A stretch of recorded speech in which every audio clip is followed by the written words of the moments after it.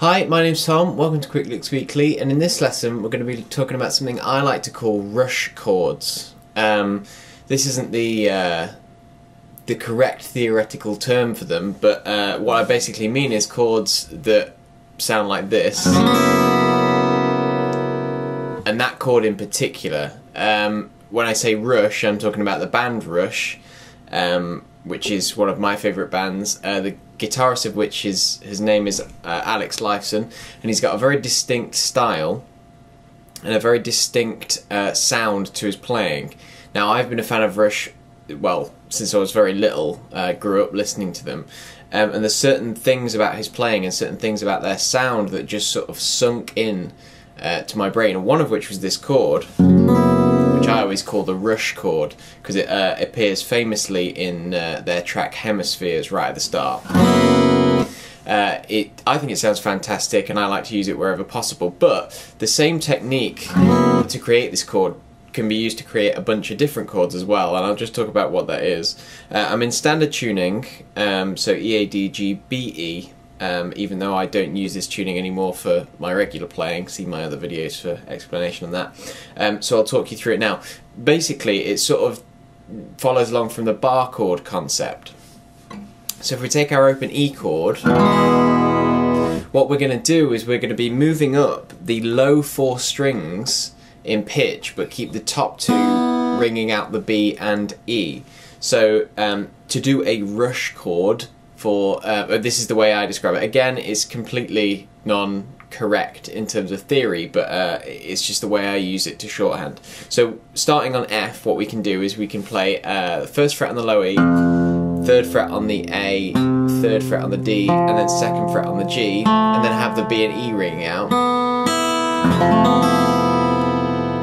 which basically means that we've got an F in the bass, and whenever we move it up, we've got an F sharp in the bass, then G in the bass, then B in the bass, and so on.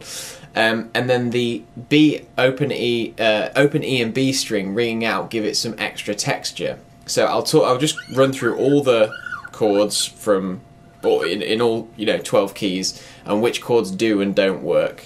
So we've got the F chord, which does work, it gives you a really interesting sound. The F sharp, which gives us that rush sound. This particular chord would be an F sharp 7 sus 4, but again, it's just the rush chord to me. It works really well in G.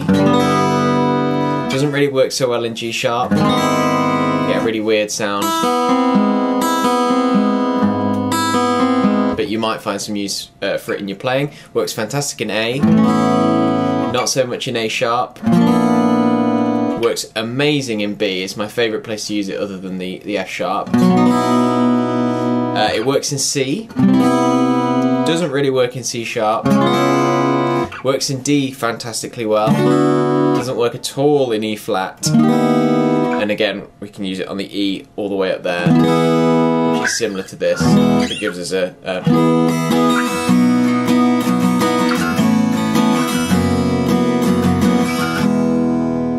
nice sound. So again, basically the only reason I made this video is because I love these chords. I like to use them wherever possible.